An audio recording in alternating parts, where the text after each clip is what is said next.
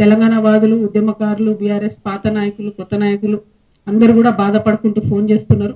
నిరంజన్ రెడ్డి గారి వల్ల వనపర్తి జిల్లాలో మళ్ళా బీఆర్ఎస్ పార్టీ జన్మలో కోలుకోలేని దెబ్బ పడ్డది. ఆయన చేసిన అవినీతి, ఆయన చేసినటువంటి అన్యాయం, ఆయన బీసీల మీద పెట్టినన్ని కేసులు, ఆయన ఉద్యమకారుల మీద పెట్టినన్ని కేసులు, ఇవన్నీ ఒక్కొక్కరు చెప్పుకొని కళ్ళలో రక్తం వచ్చేటట్టు ఏడుస్తున్నారు. మరి అన్నిటికన్నా ఎక్కువ ఆయన ఒక్కటి కాదు 3 ఫామ్ హౌస్లు కట్టుకున్నారు. ఆయన ఒక్కసారి ఎమ్మెల్యే అయితే, ఒకసారి మంత్రి అయితే 3 ఫామ్ హౌస్లు కట్టుకున్నారు. కట్టుకుంటే సరే కష్టార్జితం మీద కట్టుకున్నాడో, తన పిల్లలు పంపిస్తే కట్టుకున్నా అని ఆయన చెప్తున్నాడు.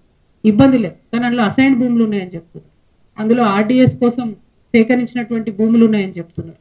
మొత్తం కృష్ణా నది కంప్లీట్ గా ఒక కాలువ అంతా మీ ఫామ్ హౌస్లకు వెళ్ళిపోతుందని చెప్తున్నారు. దాని మీద మరి ఎందుకు ఇప్పుడు కాంగ్రెస్ గవర్నమెంట్ ఎంక్వైరీ చేస్తలేదు? ఏం అండర్స్టాండింగ్ ఉన్నది? 101%. మరి నిరంజన్ రెడ్డి గారు చేసినటువంటి అవినీతి కేసీఆర్ గారికి తెలియదా? లేకపోతే ఈ అవినీతి పైదాకా పోకుండా హరీష్ రావు గారు కాపాడినరా? ఈ అవినీతి పైన తెలిస్తే కేసీఆర్ గారు నిరంజన్ రెడ్డికి టికెట్ ఇవ్వరని చెప్పి కాపాడినరా? ఇప్పుడైతే మీడియా ద్వారా నేను కేసీఆర్ గారి దృష్టికి తీసుకెళ్తుంది. ఇక్కడ ఏ ఒక్క చిన్న పిల్లగాని కదిలిచ్చినా కూడా గొల్లుమని చెప్పి ఆయన అవినీతి గురించి చెప్తా ఉన్నారు. ఘోరాతి ఘోరమైన అరాచకాలు జరిగినాయి ఇక్కడ. ఇట్లాంటి నాయకుల్ని ప్రజల మీద రుద్దడం ఎందుకు? ఉద్యమకారులను ఇబ్బంది పెట్టడం ఎందుకు? దయచేసి ఇట్లాంటి మనుషులు ప్రజా జీవితంలో ఉండకూడదండి.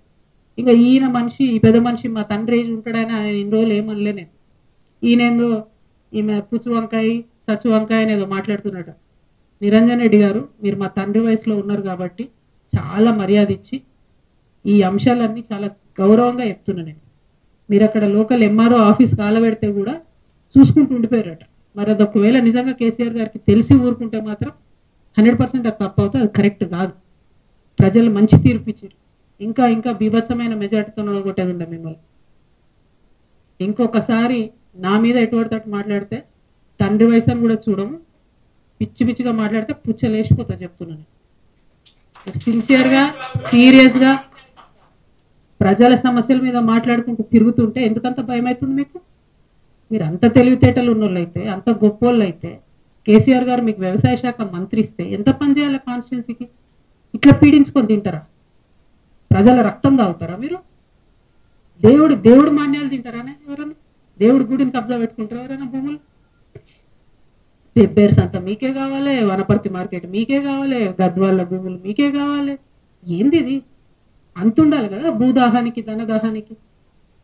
మరి ఈ విషయం కేసీఆర్ గారికి తెలుసో తెలియదో నాకు తెలియదు.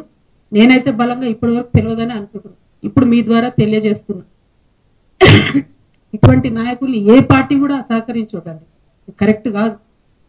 అరే ఒక్కొక్కరు విషయం చెప్తుంటే 32 మంది బీసీ బిడ్డల మీద కేసులు పెడతారండి. ఒక్కసారి కాదు, 2 సార్లు జైలుకు పంపించారు ఒక్కొక్కరిని. అయితే ఏమన్యాయం ఇది? ఏమన్నా రాచరికమా? ఊరేస్తారా ఎందుకు? నెక్స్ట్ మళ్ళా మీరు ఇంకా నా మీద మాట్లాడు. తప్పు చేస్తే నోరు మూసుకొని ఉండాలి కదా, కరెక్టా ఇది? ఇట్లాంటి వాటిని సహకరించడం ఏ పార్టీలకు కూడా కరెక్ట్ కాదు. ఒకటి కాదు, 2 కాదు, ఇక చూస్తుంటే వెతుకుతుంటే అయితే దారుణమైన నిజాలు బయటపడుతున్నాయి. డెఫినెట్గా ఈయన హరీష్ రావు గారు మనిషి కాబట్టి ఏమి చర్యలు ఈయన మీద కాంగ్రెస్ ప్రభుత్వం తీసుకుంటుందని నేను బలంగా నమ్ముతున్నాను. ఎన్ని మాట్లాడిందండి రేవంత్ రెడ్డి గారు ఇక్కడికి వచ్చినప్పుడు? ఒక్క విషయంలో ఎంక్వైరీ చేసిరా? ఎన్ని టీవీ ఛానల్లో వచ్చి స్టోరీలు చేసుకోపోయినాయి? ఏమైంది ఎంక్వైరీ? మరి ఇట్లా కరప్షన్ ఎంకరేజ్ చేసుకుంటూ పోతే తెలంగాణ ఉంటుందా? బాగుపడుతుందా ఎప్పటికన్నా? ఎందుకు మరి తెచ్చుకున్నది? కొందరి కోసమే తెలంగాణ. స్వర్గంలో ఉన్న పెద్ద మనిషి మీ మామగారు చూసి సిగ్గుపడుతుంటారు మిమ్మల్ని, నా పేరు చెడగొట్టినా బాబా. చాలా అన్యాయం. నేను చాలా రోజులు సైలెంట్గా ఉన్నా. మీరు మీ మనుషులు పెట్టి మీరు మాట్లాడి ఎటువంటి ఎందుకు మాట్లాడాలి నా మీద? ఏం తెలుసు మీకు నా గురించి? నేను ఒక ఆడబిడ్డగా నన్ను ఒక పార్టీ నుండి ఒక మాట అడగకుండా నన్ను సస్పెండ్ చేస్తే నా పని నేను చేసుకుంటూ ప్రజల కష్టాలు తెలుసుకోవడానికి పోతున్నా. మీలాంటి వాళ్ళని నేనేం అంటలేను కదా, చూసుకోవాలి కదా. అద్దాల మెడలు ఉన్నారు, వేల మీద రాయలు వేయొద్దు. దీనికి రిటార్ట్ మీరు ఇష్టం వచ్చినట్టు మాట్లాడితే బాగుండదు. నేను చెప్తున్నా, ఒళ్ళు దగ్గర పెట్టుకొని చేసిన అలిగేషన్కి జవాబు ఇవ్వండి. అంతేగాని విమర్శ చేస్తాం, పర్సనల్ గా మాట్లాడతాం, ఆడపిల్ల కదా ఏమంటదిలే అనుకుంటున్నాం. ఊరుకునేది లేదు ఇక ముందు నుండి. మీరు చేసిన అన్యాయం మీరు చేసిన అన్యాయాలు చూస్తుంటే కింద చాలా చాలా దారుణమైన పరిస్థితులు ఉన్నాయి. ఇక ఈ వనపర్తిలో మాత్రం నిరంజన్ రెడ్డి గారు ఉంటే ఈ నాయకత్వంలో బీఆర్ఎస్ పార్టీ ఇక్కడ బతికి బట్టగట్టే క్వశ్చనే లేదు. నాకు పోయేదేం లేదు, నాకు బీఆర్ఎస్ పార్టీతో సంబంధం లేదు. కానీ ఉద్యమకారులు ఏడుస్తున్నారు, ఆ పార్టీలో ఉండలేక మింగలేక కక్కలేక చచ్చిపోతున్నారు.